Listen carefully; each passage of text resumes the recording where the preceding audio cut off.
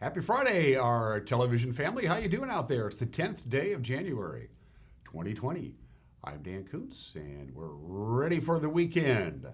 And it could be a snowy one at that. We've been keeping an eye on this storm system all week long. It said it's going to be here Friday, and all things have lined up according to plan. We are going to get a little bit of snow. But things have changed a little bit since the last time we talked 24 hours ago. Yeah, we're going to get a little bit of snow here in the Wenatchee Valley, maybe a couple of inches. It's a distinct possibility.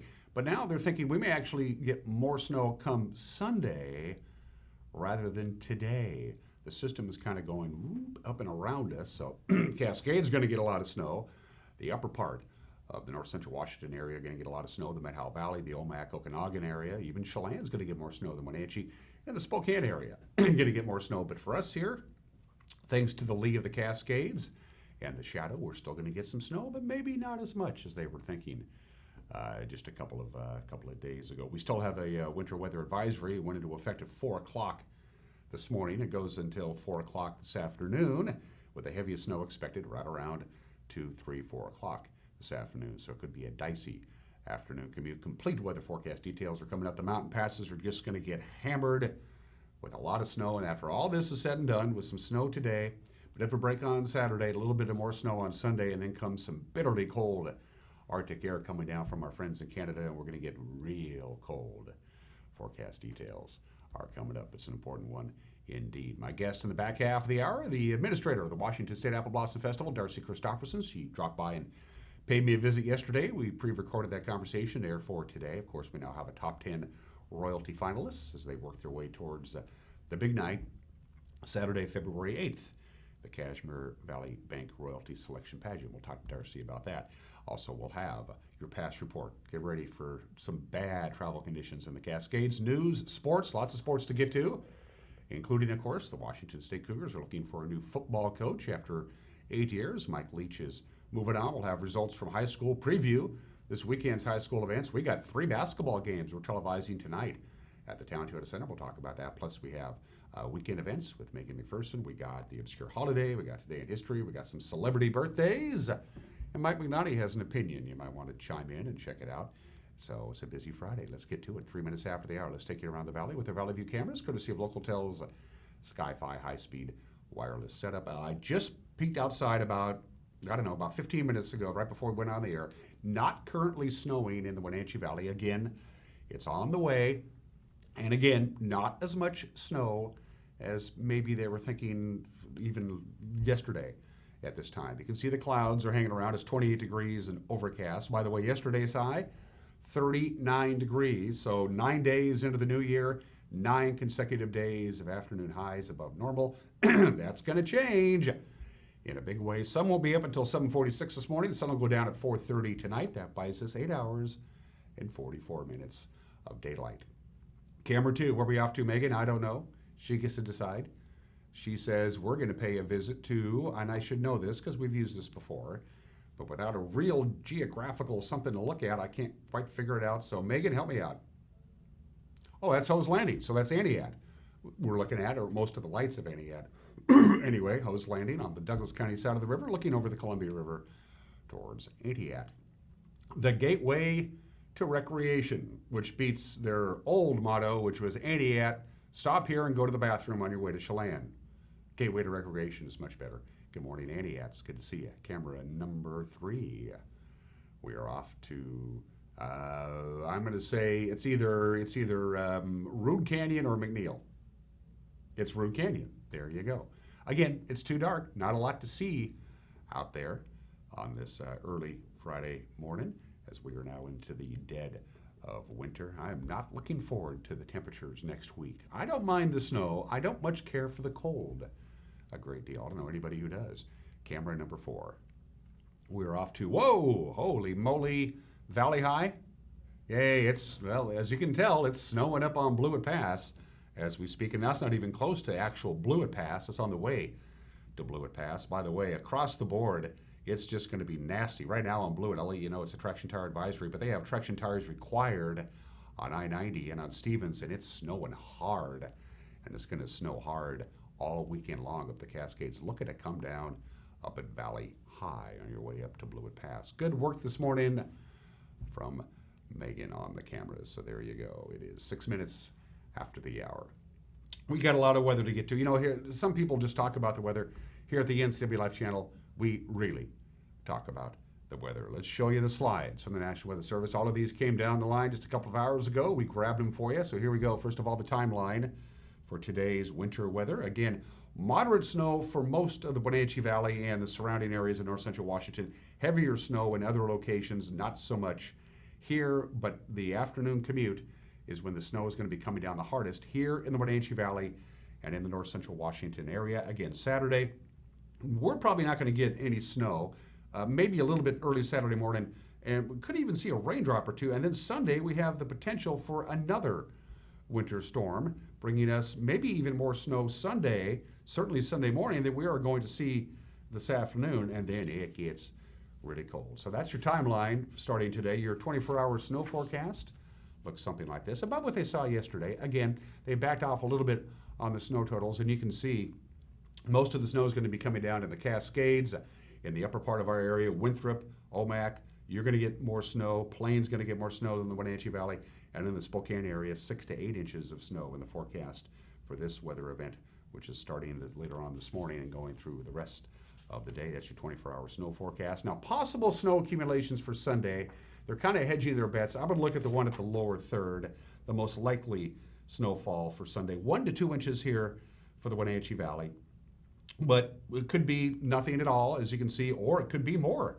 It could be 2 to 3 inches of snow in the Wenatchee Valley. We're going to know more with Grant's forecast later on this afternoon exactly how much snow we are expecting on Sunday. But this was kind of a new development over the last 24 hours. So some things haven't changed. We are expecting snow later on today. Tapers off tonight. A little bit of snow on Saturday, maybe even some rain, and then a chance of snow on Sunday. Let's go ahead and give you the details from Patriot Plumbing, Heating, and Cooling.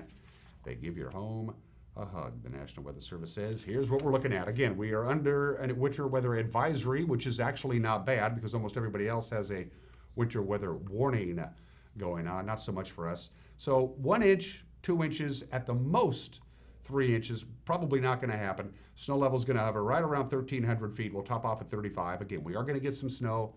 Could be an inch, could be a little bit more, probably no more than 2 inches possible today. Snow should taper off, I don't know, 8 o'clock, 9 o'clock tonight. It'll certainly taper off. We know that. The snow level is going to hover around about 1,000 feet, but it's going to be fairly dry, we think, overnight tonight with an overnight low of about 29. Saturday, slight chance of a little bit of snow, and then it could switch over to some light rain at times on Saturday, and we'll have partly cloudy skies. We'll have a couple of sun breaks, and look at how warm we're going to be. We're going to pop back up to 39 degrees on Saturday. Saturday night would cool down to 27. Could get a little bit of snow early Sunday morning. And now Sunday, now we're looking at some snow again. Between 10 in the morning till 4 o'clock in the afternoon, we could get an inch or two of snow on Sunday. It's also going to be breezy on Sunday as well with a high of 35. Sunday night, here comes the cold air. All we're going to get to is 16 degrees, and then look how chilly we are going to get next week with that cold air coming down from Canada with a continuing chance of light snow, super light snow. Look at the overnight lows. 9 degrees, 4 degrees, 10 degrees. That's chilly.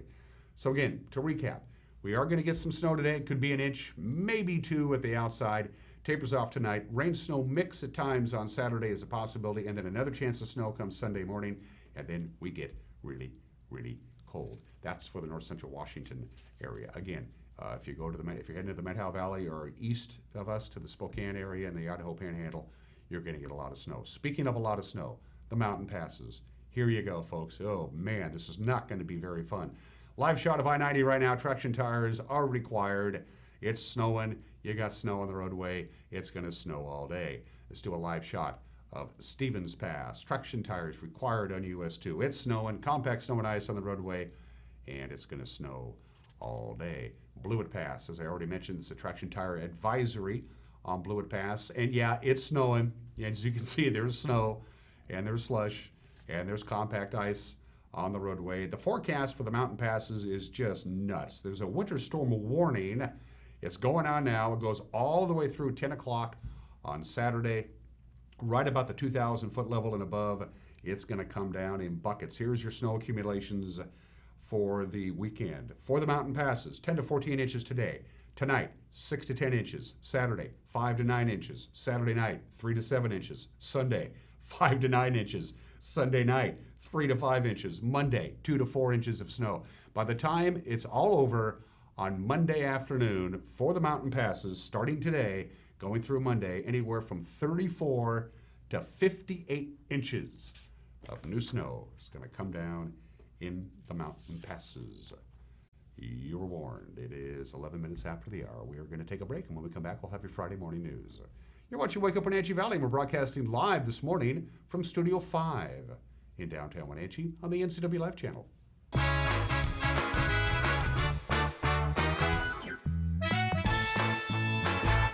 Winter is here, and CVCH wants to give your child a free sled to help them stay active. This January, plan to join us for a free event for the whole family. Free sleds, hot chocolate, and fun. For complete details, visit the CVCH Facebook page or check us out at cvchchillout.com.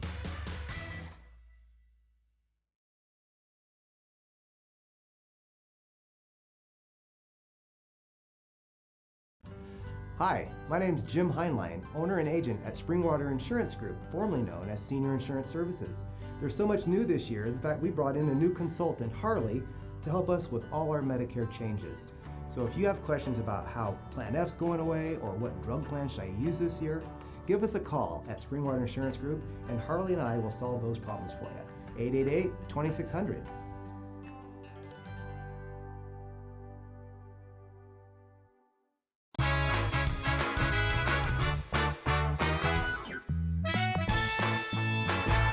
We're back. It's overcast. We have 28 degrees at 12 minutes after the hour. We're going to get some snow, especially this afternoon, an inch, maybe two for the Wenatchee Valley. Tapers off tonight.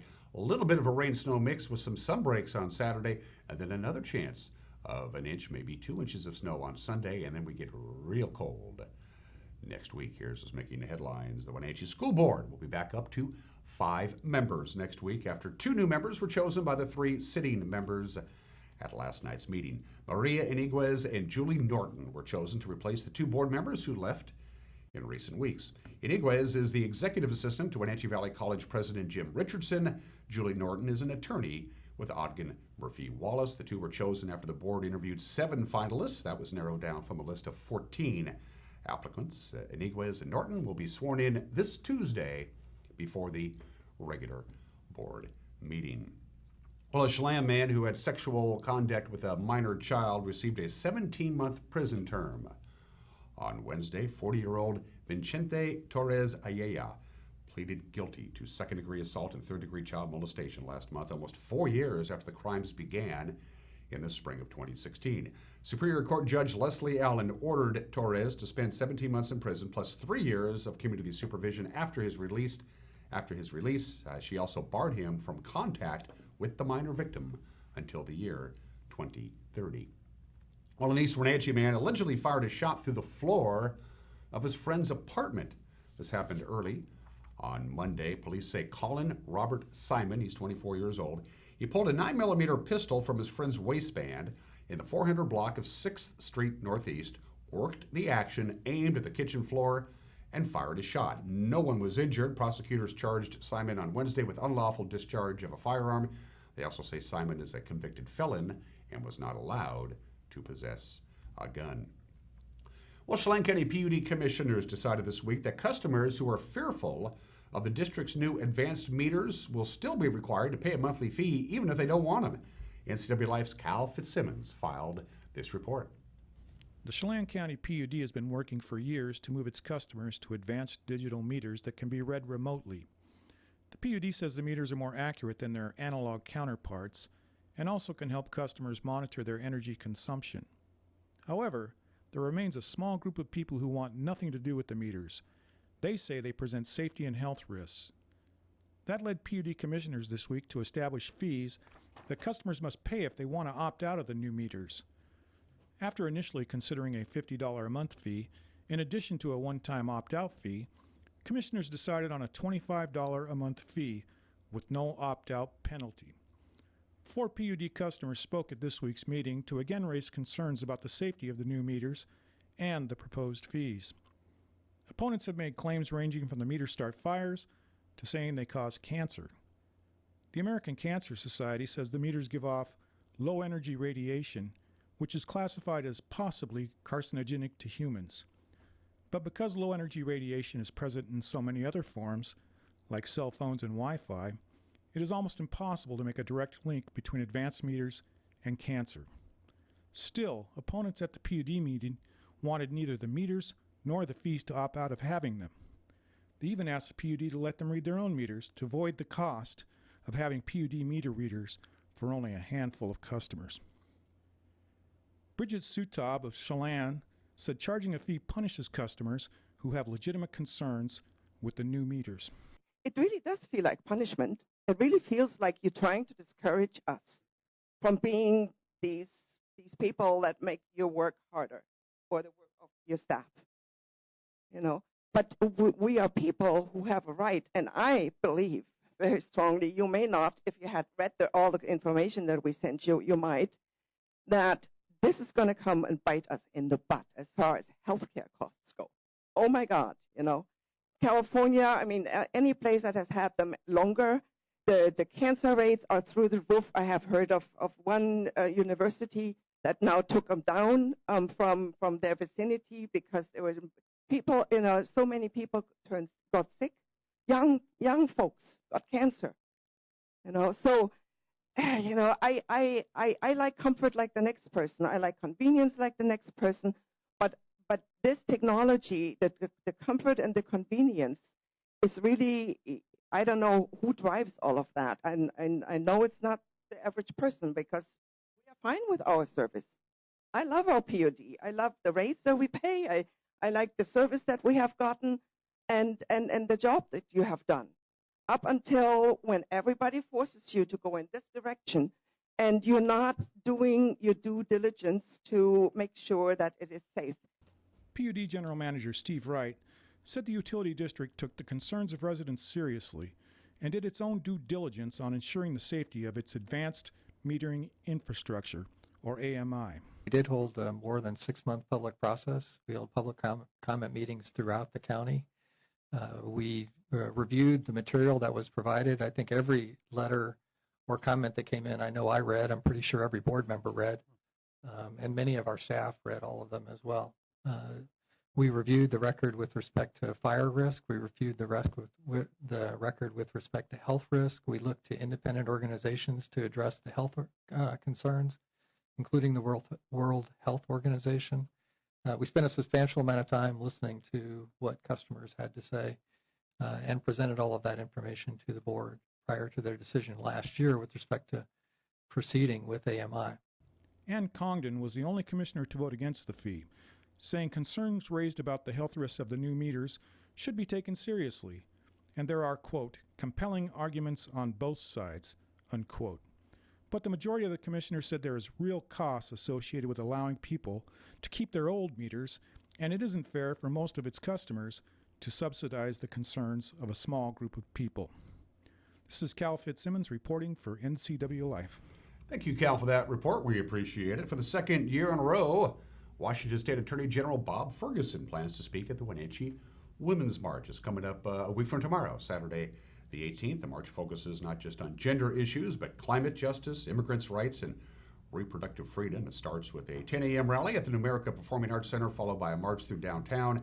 The event was first launched in 2017. The local march coincides with similar rallies planned nationwide on the same day. I will be speaking to a couple of the organizers of the Wenatchee Women's March next week here on Wake Up Wenatchee Valley. Finally, it's Friday. What's going on this weekend? I don't know, but we have an expert who does. Weekend events with Megan McPherson.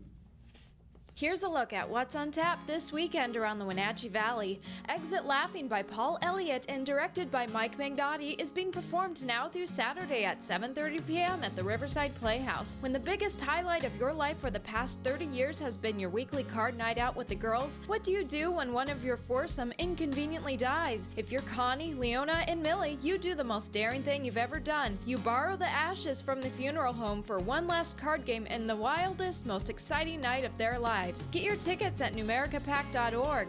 The Eastmont High School versus Wenatchee High School basketball showcase is this Friday from 2 to 8 at the Town Toyota Center. This showcase is presented by Ballard Ambulance. Open auditions for the 2020 Hot August Nights production of Pippin and the 59th Apple Blossom musical Mamma Mia take place this Friday at 7 p.m. at the Numerica Performing Arts Center. Go to numericapac.org for audition material and information. Bundle Up event and sports fair is this Saturday from 11 to 2 at Pybus Public Market. Come check out all the free fun activities for youth in our community, including crafts, s'mores, hay rides, a 5K and kids run, and more. And finally, join Columbia Valley Community Health for the first ever Chill Out event this Saturday at Lincoln Park in Wenatchee from 11 to 1. CVCH has partnered with KW3, Wells Fargo, and their supporting sponsors to put sleds in the hands of children across the valley to help and encourage them to get out, enjoy the fresh air, and stay active this winter. Enjoy free sleds, hot chocolate, and fun. For more information on this weekend's events and others, visit the community calendar at ncwlife.com. Thank you, Megan. We appreciate it. And don't forget, wherever you go this weekend, take us along. We are portable. We stream whatever we're broadcasting over television, over the airwaves, or your local cable provider, whoever that may be. You can also watch us by going to our website at ncwlife.com. The crew will be back at it again, gathering news and putting together a newscast for you so we can keep you in the loop. We think it's an important part of the NCW Life channel. With a preview of tonight's evening news, here's the anchor, Grant Olson. Good morning, Dan. Coming up tonight on the NCW Life Evening News, Chelan County officials are hoping to entice development of more affordable housing through federal tax-sheltered opportunity zones.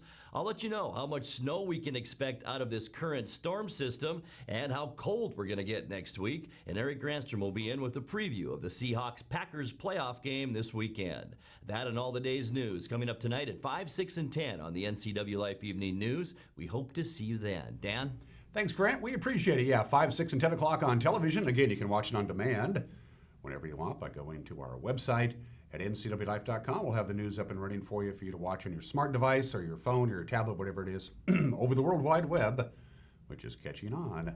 And you can do that right around 5 o'clock each evening. And at the bottom of the screen is all the ways you can get a hold of us. You can drop us a line via email. You can pick up the telephone and give us a call. You can go to our Facebook page and drop us a message there. Or you can go to our website, click on the Contact Us icon, and drop us a note or submit a news tip. We are going to take a break, and when we come back, sports. You ever wanted to coach a big-time college football program? There's a job opening not too far away. Sports is 1 minute away. You're watching Wake Up in Wenatchee Valley on the NCW Life channel.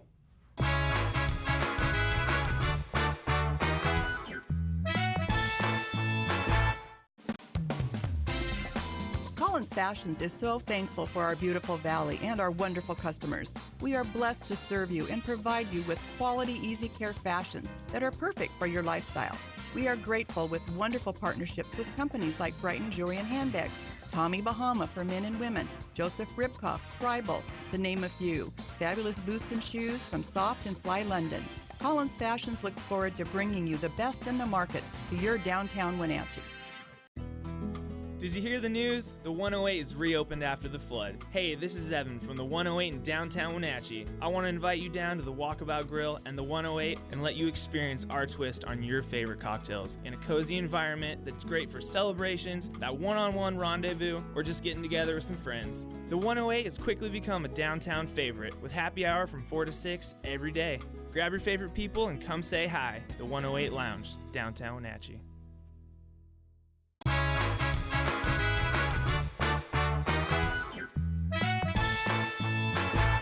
We're back. As you can see outside of our window, it's starting to get a little cloudier. We are going to get some snow this afternoon, upwards of a couple of inches, and more snow in the forecast, believe it or not, on Sunday. Let's talk sports now that Mike Leach has left Washington State for Mississippi State. The search is underway for a new head football coach in Pullman. News broke yesterday morning via a tweet by the AD at MSU saying the deal was done. They signed Leach away from Wazoo. So, possible candidates to replace Leach.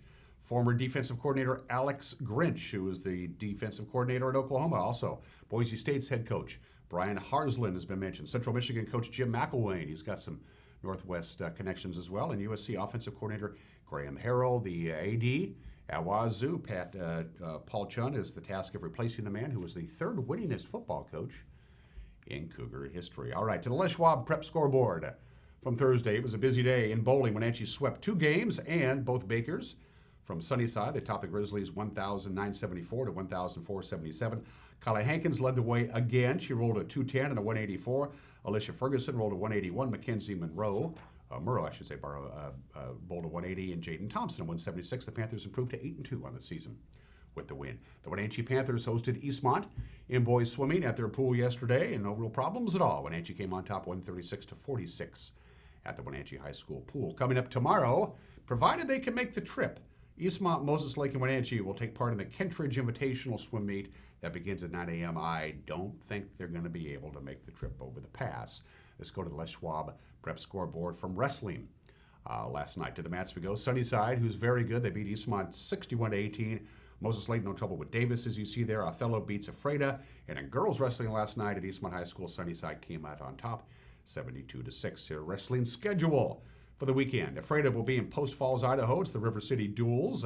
They begin today at 3, and they start again tomorrow morning at 9. Also tomorrow, Chelan wrestles at the Warden Invitational. That starts at 9.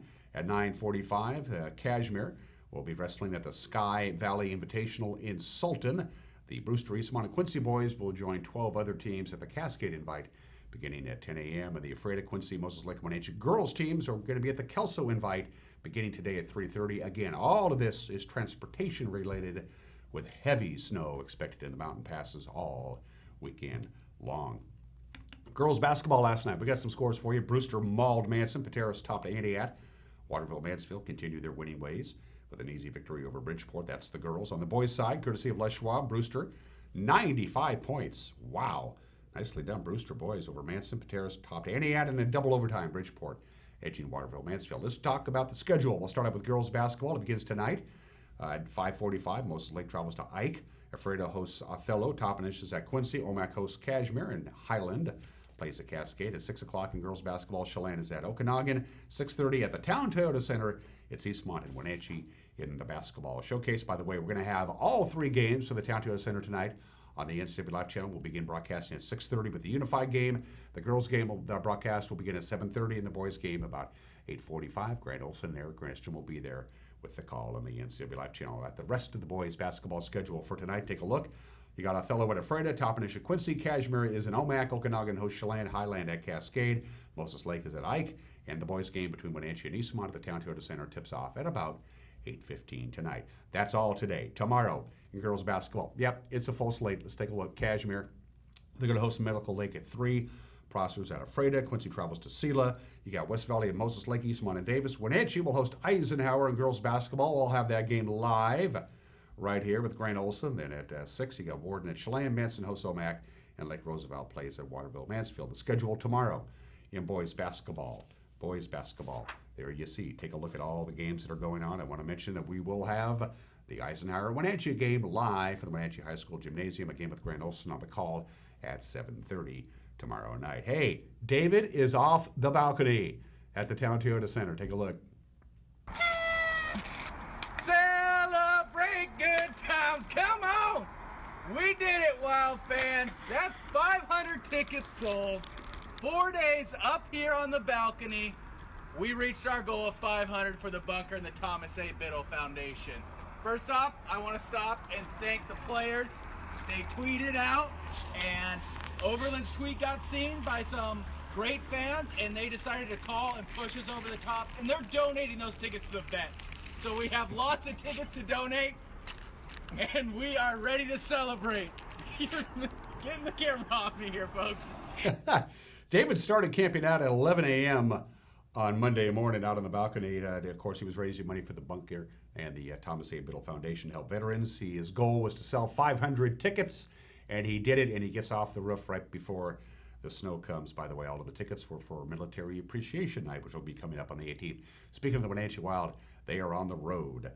They have a game tonight at Powell River at 7 o'clock. Sunday afternoon at 2, they'll play at Nanaimo. Their next home game a week from tonight with Cowichan Valley in town. Let's talk Seahawks. They have a number of question marks on the offensive line heading into Sunday's game at Green Bay. Dwayne Brown still nursing a sore knee. He had surgery.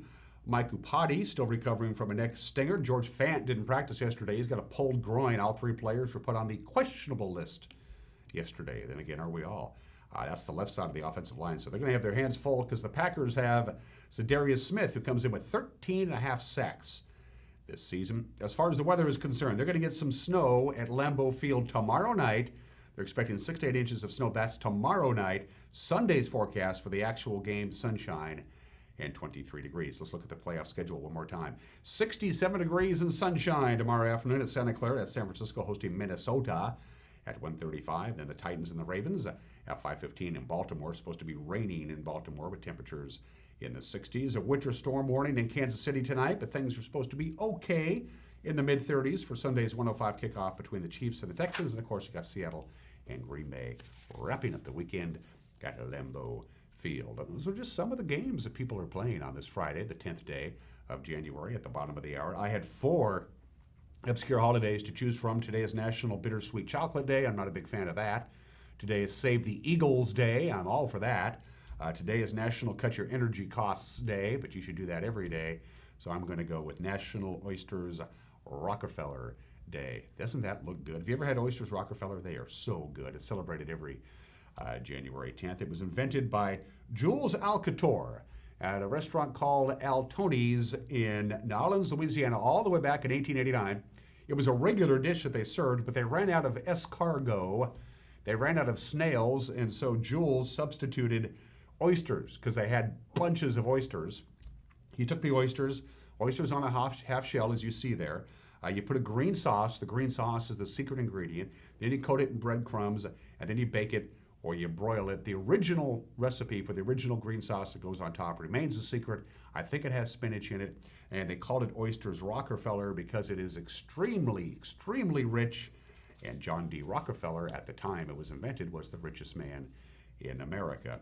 Oysters Rockefeller. It is an appetizer. In the South, it's often served as an entree, and if you've never had it, it's really good. I love oysters. All right, 32 minutes after the hour. Today in history, we're going way back. We're going back 2,069 years. It was January 10th, 49 BC, that Julius Caesar and his army crossed the Rubicon. That's the Rubicon River that you see there. That's it. You would think that something that had such a massive impact on the history of mankind on this earth, Julius Caesar crossing the Rubicon, you think the Rubicon would be this awesome body of water. That's it. They just walked across it. The story is a simple one. Julius Caesar was the governor of this particular geographic region in Italy, and the Roman Senate said, you just stay there, Jerry. Just stay there, hang around, you got your troops. Well, his governorship expired.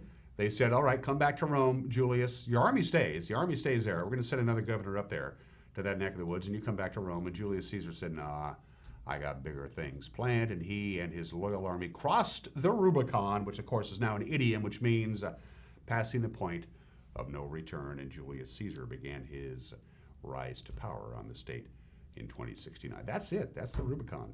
Oh, well. It's still an important date. 244 years ago today, Thomas Paine published his pamphlet called Common Sense. In proportion to the population of the United States at the time in 1776, it sold 2.5 million copies. It was read out loud at meetings and bars and taverns. It is, in many respects, the best-selling American book ever. Thomas Paine himself is a great American hero. He died broke and penniless. Only 6 people even bothered to go to his funeral. But somebody had to put the whole idea down in writing, and Common Sense got the job done. Every American should read the pamphlet Common Sense, as written by Thomas Paine and first published on this date 244 years ago today.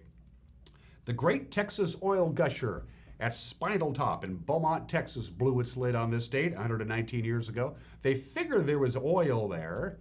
They weren't sure. They drilled down about 1,000 feet. Boom. There was oil there. Beaumont, Texas, the population of Beaumont quadrupled in about a month. And by golly, there's oil in Texas. And there still is. It blew for 9 days before they could finally put a cap on it. And the first great Texas oil gusher of many, many happened on this date 119 years ago in 1901 in Spinal Top in Texas. And finally, January 10th, 1984. It's hard to believe, but way back in 1867, the anti-Catholic United States Congress said we should never, ever have diplomatic relations with the Pope and the Vatican, the Holy See, and that was just silly by 1984. And they reestablished full diplomatic relations between the United States and the Vatican after 117 years of not speaking to one another. It never works. You might as well talk to them. Anyway, let's do some birthdays. Jim Croce. We miss Jim. Died in a plane crash at the age of 30 back in 1973. Had a couple of posthumous #1 hits. We remember him for You Don't Mess Around with Jim. Operator is a great song. Bad Bad, Leroy Brown. Time in a Bottle. I Got a Name. The great Jim Croce. Born in this state in 1943. Died in a plane crash in 1973 at the age of 30. But the music lives on. Speaking of the music living on, Donald Fagen. One half of Steely Dan is 72 years old today. Steely Dan still exists as a group, even though he's it. With the passing of Walter Becker a couple of years ago, the music of Steely Dan in the 1970s is a constant on my turntable at my house. Donald Fagen, 72 years old today. George Foreman is 71 years old today. Of course, his claim to fame was he was the heavyweight boxing champion of the world until he lost to Muhammad Ali in 1974. Then he became the pitchman for the George Foreman Grills. George Foreman has made over $200 million as the pitchman for the grill. He didn't invent the grill. Somebody else did. They just needed a celebrity endorsement. He made 15 times more money selling George Foreman grills than he ever did as a boxer. Happy 71st birthday to George Foreman. Are we doing Austin's birthday, Megan? Here's Austin. Austin Dillard. He's 24 years old today. He's one of our top guys in tech support. Happy birthday, Austin. He's one of the early risers. Megan, Austin, Josiah, and I all get to greet each other early in the morning right here at this award. There's Austin. Love that shirt. He's 24 years old today. Don't forget about Campbell's, my friends. I don't know how much longer they're going to keep doing this, but the destination deal continues. All you got to do is be a local. Just prove to Campbell's that you live here in the North Central Washington area, and you can get a room at Campbell's starting at just $95 a night. Do it this weekend. Give them a call, get a room. Again, they just started $95 a night, depending on what kind of room you want. Go up to Lake Chelan, get a couple of bottles of wine, get a gourmet meal, sit on the deck and watch the snow come down and chill out. It's the destination deal. It's for locals only at Campbell's Resort at Lake Chelan. All right, we're going to take a break. We got an opinion from Mike McNaughty coming up, and then my conversation with Darcy Christofferson from the Washington State Apple Blossom Festival. You're watching a Friday edition of Wake Up Wenatchee Valley on the NCW Life channel.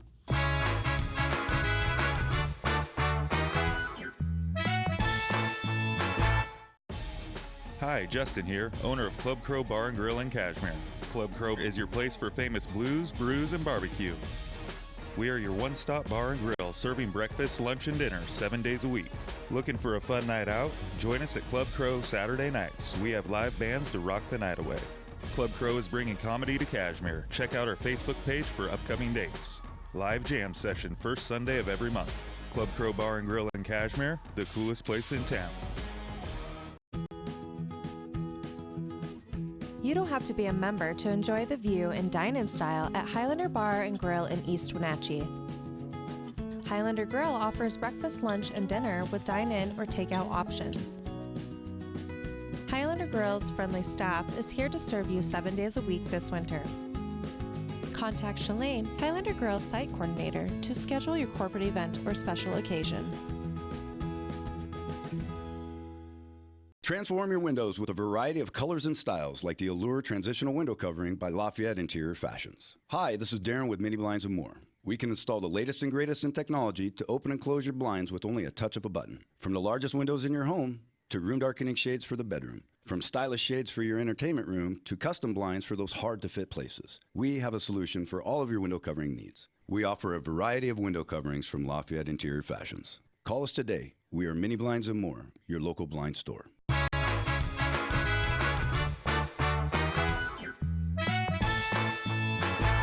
This is Mike Mad Dog McNaughty, and everybody is entitled to my opinion. Now, my sister Jean is a retired Methodist minister. You know, I visited with her recently about, just family stuff, and we were discussing modern current issues related to Christianity and the Christian church, and she said something I found interesting. She said she thinks that we are seeing the end of the Christian church. Well, and I mentioned this to my church's new associate pastor, and she said she thinks that what we're seeing is the end of the evangelical church.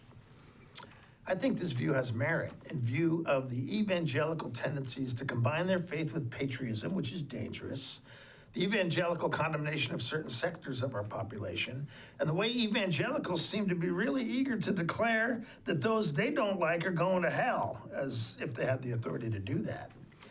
And as for the end of the Church of Jesus Christ, well, let's just say we wait and see what God has to say about that. This is Mike Mad Dog McNaughty, and that's my opinion.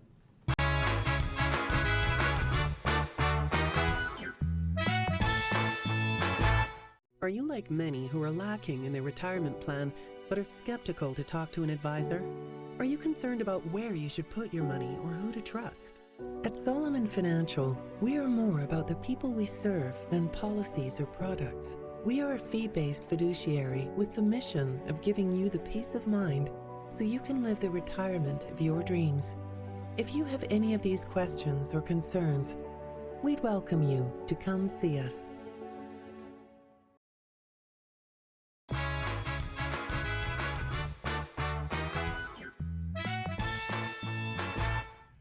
Welcome back to Wake Up Wenatchee Valley. I am Dan Kuntz. So it begins on Wednesday night at the Numerica Performing Arts Center. They whittle down the Apple Blossom Royalty candidates to the final 10, 5 from Eastmont High School, 5 from Wenatchee High School. The process begins leading up to Saturday, February 8th to talk about all things Apple Blossom Royalty and all things Apple Blossom making her very first appearance on Wake Up Wenatchee Valley. Festival Administrator Darcy Christopherson.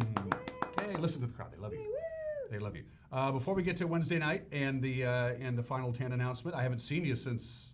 I know, I can't believe that. I think it was the auction was the last time I saw you, which was in October. Yes, to talk about the big auction, which I'm sure was another rousing success. It was a great party. We grossed about $100,000 for the scholarship program, and really it's for the whole royalty program. So, you know, we give $31,000 in scholarships to our royalty, but we also have expenses for them traveling to out-of-town festivals. So our float alone costs $10,000 to build, and it cost about $15,000 to have our royalty and our director general and our chancellor and our float driver go to all these festivals in the summer. So we have a lot of expenses that take place after the festival's over. So that's pretty much where that money goes, is to those events. But you like having the Apple Blossom Festival when it is, because it's one of the first ones out of the gun, right? I mean, I love it. The Washington Apple Blossom Festival is done and done before it really gets busy with festival season. I really believe that is one of the reasons why our festival is so successful, is that it is one of the first festivals of the circuit. We are finding that a lot of these summer festivals, the 11 days of summer festivals just don't survive. Right. It's a lot of weekend little festivals that people are doing more now.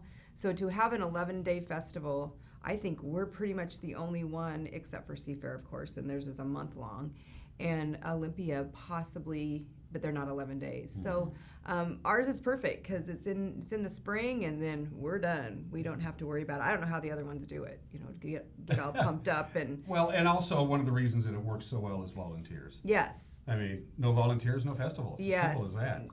It's just, even last night when we announced the top 10, we have a reception afterwards, and we introduce our board and our chair people to the parents and the candidates, so they can see how many people put on this festival. And there's 30 people there that are our board members and the chair people of all of our events. So, you know, double, triple that, and it's amazing. And we're really excited because we're really getting that new generation involved. You know, our board, the majority of them are in their 30s. Mm-hmm. That's so good. it's really interesting, and I'm finding that with the announcement of our top 10, it's like, oh my gosh, you could be my daughter, and that's a parent. It's like, that's hard. Before we get to Wednesday night, you had the mandatory meetings for the prospective royalty candidates, and they said, I'm going to take a run at this and not. And then Wednesday morning, just this last Wednesday morning, walk me through the process from Wednesday morning at 8 o'clock to Wednesday night at 6 o'clock. What happened during that Well, time? actually, it starts for them Tuesday evening. Okay. Tuesday evening, we have a reception for them, and it's a great way to get the jitters out, and that's why that reception was started. It was actually started by the Past Royalty Association back in the 70s. They wanted to do something to get the jitters out before the girls had to give their speeches. So we had a little reception at the PAC, the Performing Arts Center, and they answer a few questions from their bio, tell us a little fun fact, and then they step off and they're done. So they love that night. They think they don't, but then when it's over, they're like, oh my gosh, I'm so glad we did that because I'm so ready for the next day. So on Wednesday morning at 7:45, the Eastmont girls, we had 12, and they gave their 2 to 3 minute speech in front of their student body. And then we went on to Wenatchee, and 13 girls gave their speech in front of their junior and senior class. And 50% of the vote was the student body, and then the other 50% was 3 out-of-town judges that we had. So then they wait. It's the longest day ever from noon to 6, and they wait, and we make the big announcement at 6 o'clock. Well, let's go ahead and roll the footage. Again, this is from Wednesday night. From our cameras were there at the Eden America Performing Arts Center as they announced the top 10. Oh. And by the way, kudos to these 10 lovely young ladies. We talk about how hard it is for the judges during pageant itself to whittle it down from 10 to 3. This is probably just difficult, isn't it? Yeah, this one is, I believe, harder. I think it's harder for all of us because the judges don't know these girls at all. They don't even, they shake their hand on Tuesday night and that's it. So they truly are being judged by their speech, by their presentation, their poise. So, and it's only 2 to 3 minutes. So it's I think as a judge more difficult to judge this process than pageant.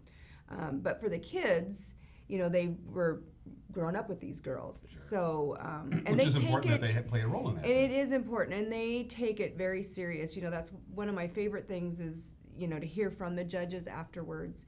And they're so impressed with this process, and they're so impressed with the student body and how serious they take it. And the speeches for the student bodies memorized? It's memorized. They received their speech topic in December when they decided to run.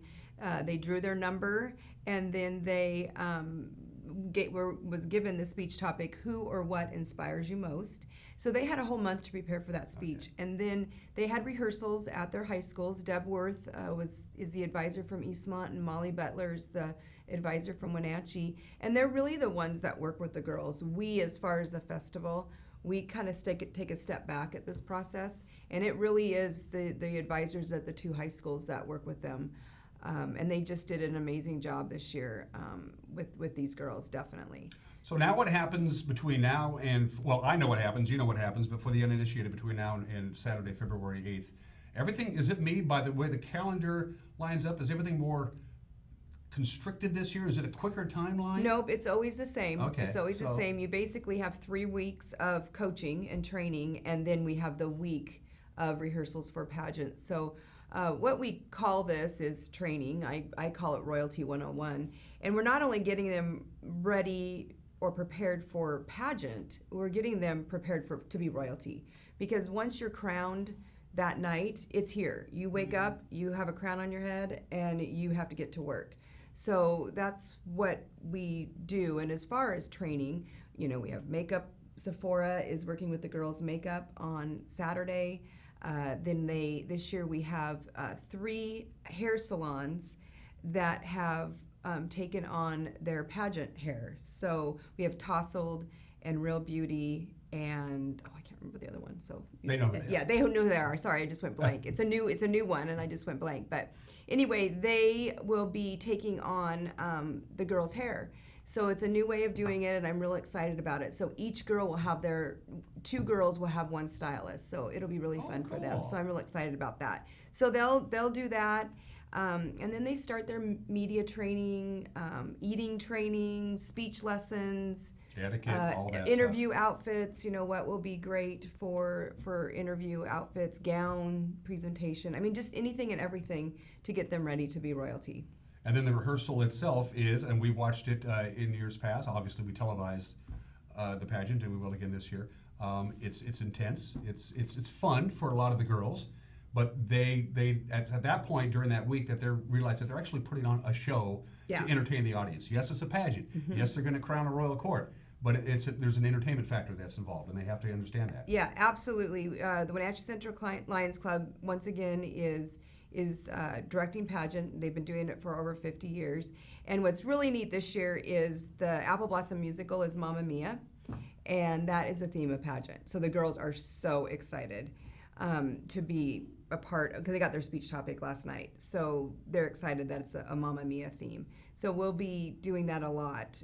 Well, throughout the whole show will be Mamma Mia, but it'll be very entertaining for the crowd, I think, to be a part of all of that. How long does it take to and I'm talking about when you all sit around the big conference table at the Apple Blossom offices and you write out the script for pageant and you write out who says what where, and this is when this number goes here and this is when this, that's got to be unbelievably time consuming. It really is. This group has been working on pageant since summer, really, as far as the small group, the set designer, the director, just kind of coming up with the idea of what we're going to do for sets. We know we're having the Mamma Mia theme, so what can we steal from other musicals? What set can we may be stealing a couple sets from the district musical that just happened. Well, the backdrop you got from The Wizard of Oz a couple of years ago was spectacular. Yeah, we actually rented that one. That was awesome. That was a great backdrop. That was a great backdrop. So that's just kind of what we all do at this point. And then they pick the speech topic, they pick the impromptu question. They pick the ground, I believe. They pick everything. The pageant committee does, and it's just maybe 6 people that talk and get this going. And then now that we have our girls, then we'll really get going on the script and what our plan is. What's interesting is the auditions for Mamma Mia is this week too. So we have our top 10, then we'll get the cast of Mamma Mia, which will be a huge part of pageant. And then we all now will work together and create the script for pageant night. So the next 3 weeks for the girls are stressful, but it's also very stressful for our pageant committee. It's also, and we've talked about this in the past, the metamorphosis that these girls go through between Wednesday night, you're in the top 10, until Saturday, February 8th is incredible. They change in ways, their whole life changes in 3 weeks. They learn things that they never knew before that they'll carry with them for the rest of their lives. Yeah, that's my most fun part is last night, I'm on stage and we introduce the girls and their parents' eyes are like, oh my gosh, what just happened and what are we doing? And the girls too, but the parents is my favorite part. They're just, So then tonight what we'll do is we do a heart-to-heart where we have a meeting with the candidates and the parents and we go over everything again. And then they kind of are like, okay, I got this. I understand now. I'm focused. I'm ready to go. But it is a whirlwind for everybody the next 3 weeks. And that's why it all happens so fast. Yeah. I mean, it literally is pageant. And then we wake up with a royalty and then it's festival. We'll start choosing our junior royalty. Sure. And then we'll be figuring out the plot for. I'm trying to think how many members of the Royal Court I've interviewed in my broadcasting career. I don't know. I can't even venture to guess. Every one of them, when I asked what's the number one skill set you took away from this incredible adventure that you went on, whether you make it to the final 3 or just the top 10, and they all say the same thing: time management.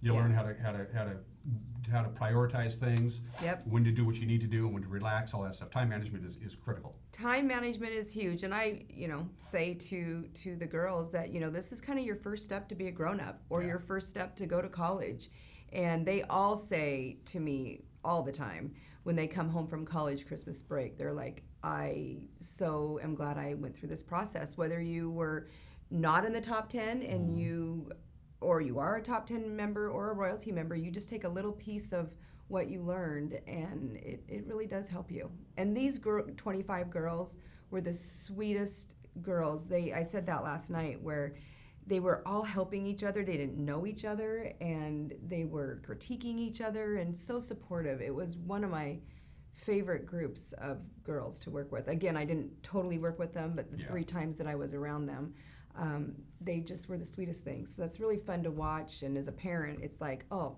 whether my daughter made it or not, I'm super proud of her because she was so kind and warm to this other person who did. So. On pageant night, and again, going back to my experience, I don't know how many pageants I've gone to, there are two things that happen. And by the way, you can watch previous pageants. They're available on our website. We have them archived, the ones that we've televised in years past.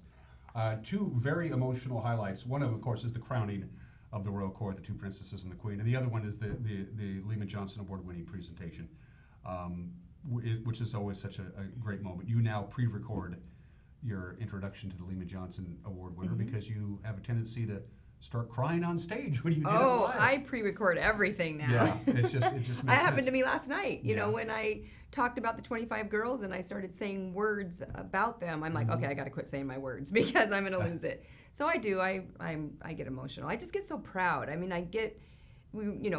talking about the volunteers, it's like I get emotional talking about volunteers because they literally do this festival. I mean, I'm a paid staff person, but honestly, the festival would be just fine if I was no longer there because all these volunteers would totally know what to do. They just could run the whole thing. Well, how much?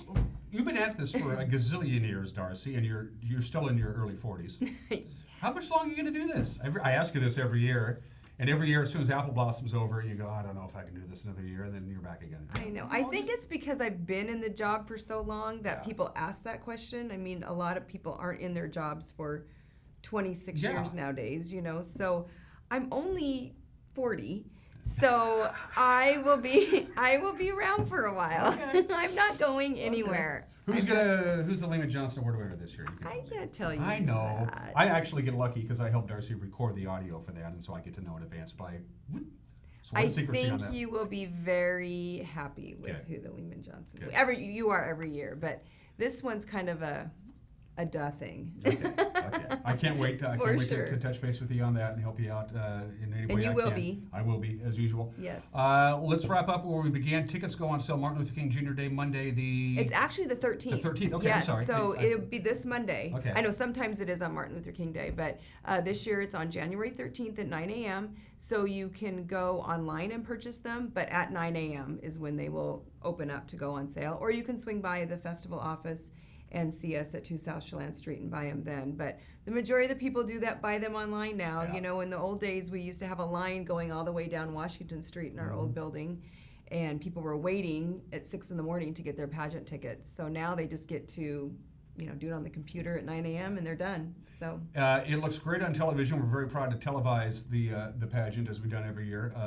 But you really should be there. There's nothing like being there. Totally, and you do an amazing job, and I so appreciate that for the people that can't be there. And what's great about that too is, as we've talked about before, is you do stream it, and there's just so many people from all over the world. Hundreds and hundreds of people watch our stream. Yes, they do. Of the pageant. It's They just do. amazing. It is amazing. I think we were over 700, maybe close to 800 the last couple Yeah. years. Individual viewers all at the same time watching the stream from. You're right, all over the world. Yeah, it's pretty cool. So, but being there, it's nothing like being there. You know, it's just such a great. And that was another thing that a judge said yesterday was, I just can't believe that this tradition is still happening, and this younger generation, high school kids, love this tradition. It's pretty cool. So do I see you again between now and the 8th? I'm assuming I do. Oh yeah, no, I see you. I mean, from a television standpoint. I think. Oh, I'm sure we will. I do. I see. Oh, I'll okay. definitely see you before pageant. Oh, absolutely. For sure. Oh, that's a no-brainer. What day is today? We don't know what's going on anymore. We don't know. Darcy Christopherson making her very first appearance on Wake Up Wenatchee Valley. Darcy, say bye-bye. Bye-bye. Danny, say bye-bye. We'll be right back.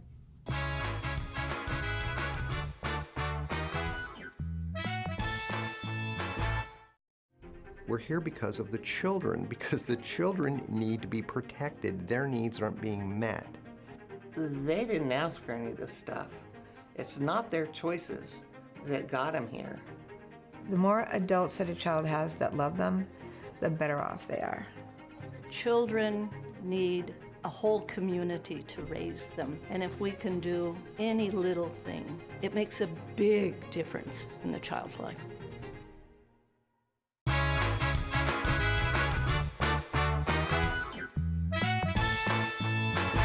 And we are back, and it is snowing. Started snowing about 7:15 this morning in the Wenatchee Valley, and we're going to get some snow today. One more time, real quick.